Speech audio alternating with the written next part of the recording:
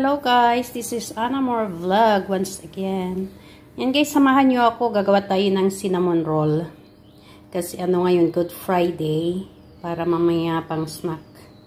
Ayan, ito yung mga ingredients niya. May flour dito. Ano siya, 4 cups. Tapos, white sugar, brown sugar, yeast, melted butter.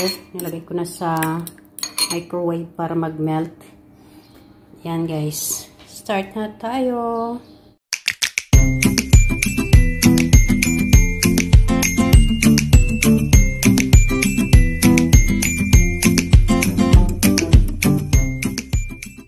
Maglagay tayo dito sa bowl ng warm water para pag-activate ng yeast. Mga 1 cup. Warm water lang ito. Isang konti. 1.5 tablespoon. Tapos lagyan natin ng sugar, yung yeast para mag-activate. Babaw lang para nagana yung yan o. Start na siyang magano. Bali 2 tablespoon lang ng sugar sa yeast. Yan. Yan natin mag-activate yung yeast. Tapos saka natin ilagay dito sa flour mixture. Habang inaantay natin yung yeast mag-activate, mga 5 minutes, lagay natin itong sugar dito sa flour mixture. Tapos lagay na natin yung 2 egg.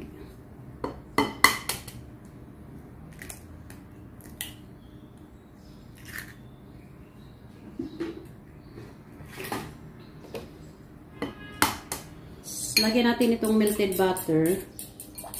1/2 cup daw, 1/2 cup. Ano ko pa kasi nagbuo-buo siya. Matapon. Kalahati nito kasi 1 cup siya. Ang kalahati pang ano mamaya sa sugar at saka cinnamon.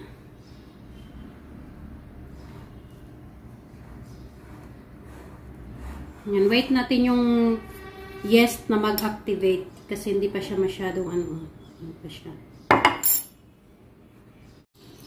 Yan guys, okay na yung yeast niya. I-add na natin dito sa flour mixture.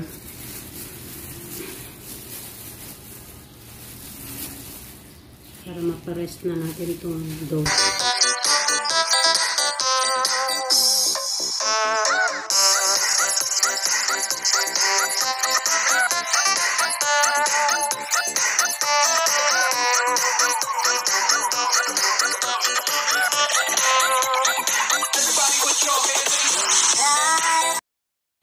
Ayan, okay na tong dough natin. Ininid lang natin dito sa kneading, ano, lagyan natin ng konting flour.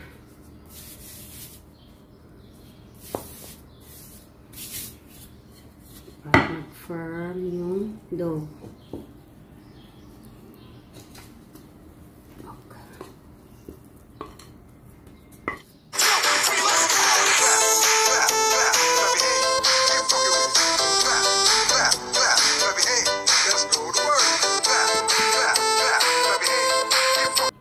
Yan, okay na yung dough natin. Balik na natin sa bowl para i-rest. Nanid ko na siya ng bonggeng-bongge. Hindi siya nadikit. Nag-firm na. I-rest natin siya for 1 hour. Nilagay natin ito, balik natin dito sa bowl. Lagyan natin ng konting oil.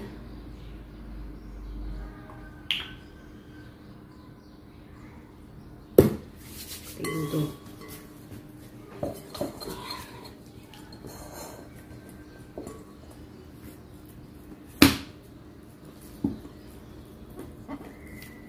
Ay. Rest natin for 1 hour. Ito na guys yung dough na ginawa ko. Yan, full na siya. Full. Ilagay tayo ng flour dito sa kamay at saka sa kneading cornflakes. Napuno. Hindi ko siya napuno.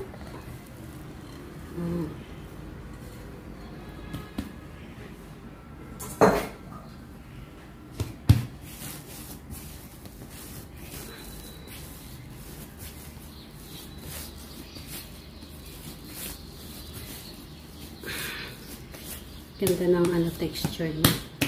Siya nadikit. Hatiin ko siya yung kalahati. Igagawin kong cinnamon roll. Balik ko muna dito sa bowl yung kalahati. Yung pang cinnamon muna ang gawin natin. I-roll natin dito sa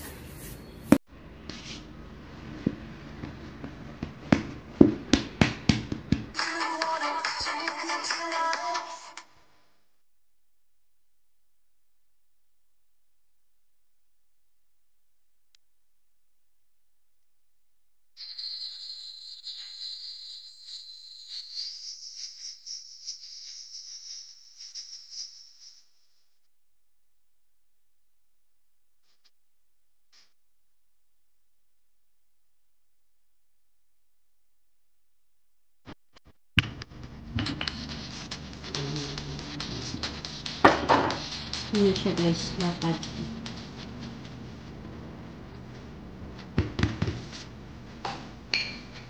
Lagyan natin ng butter.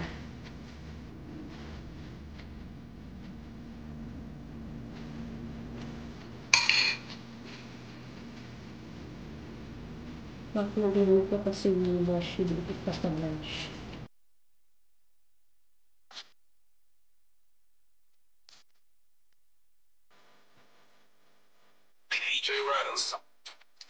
Tapos, lagyan natin yung brown sugar.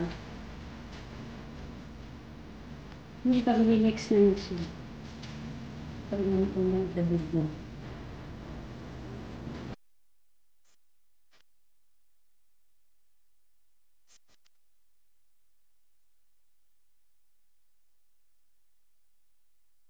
Yung cinnamon powder.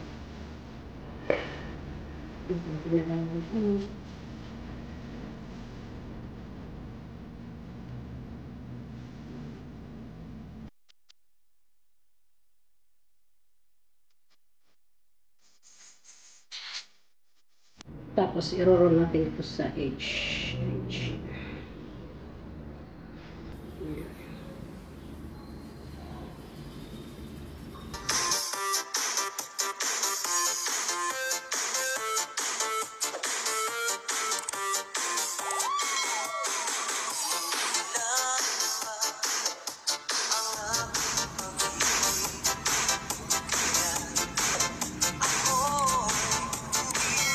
Close natin ito.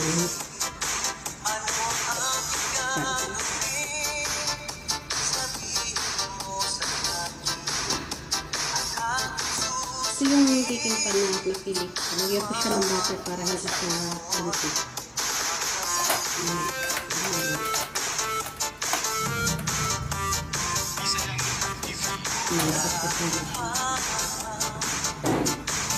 Cut na natin itong ating cinnamon roll.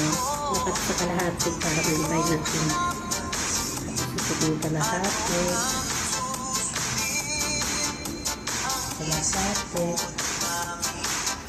Natin yung sana kalahati. Dapat 3 by 3 para mag-share natin.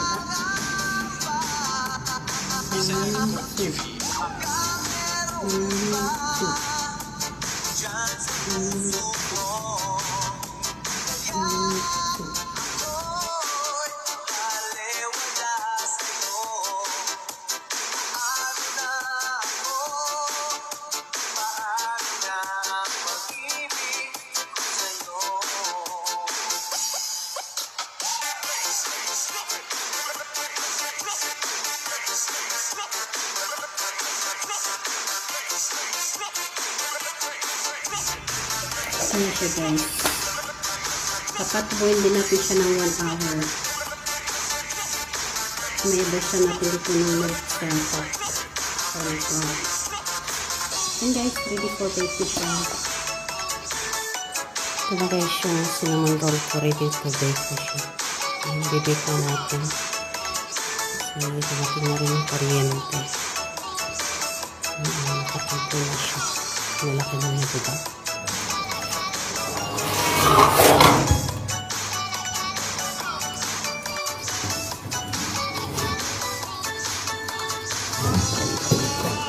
Bang-bang. Tama na natin. Pagkain na natin. Ang lambot na ano. Right.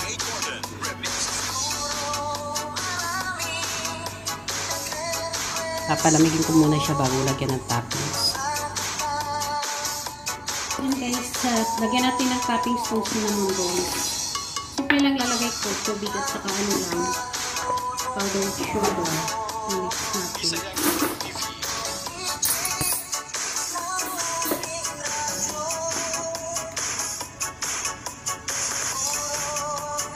Tatapin mo siya yung hot water. Ayan, malapot na siya. Lalagyan pa rin ng milk. Condensed milk.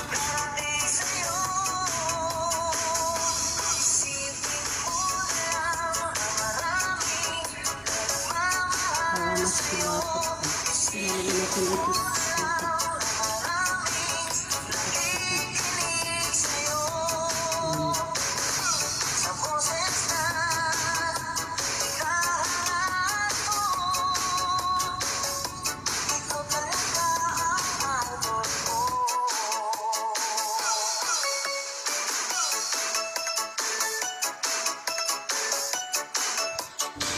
So guys, yung cinnamon roll, ready to eat na siya. May cream na yan sa tops. Sugar at saka ano lang, condensed milk. Pinaghalo ko. Powdered sugar, I mean. Okay guys, kain na na.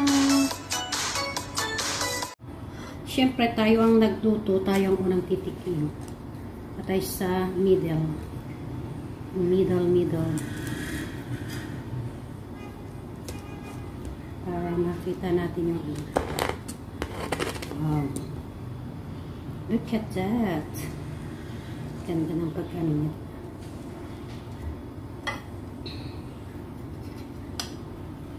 Yummy. And guys, lunch na. Kanina, Spanish bread ngayon. Ayan, to serve this, ganito. Lagyan din natin ng more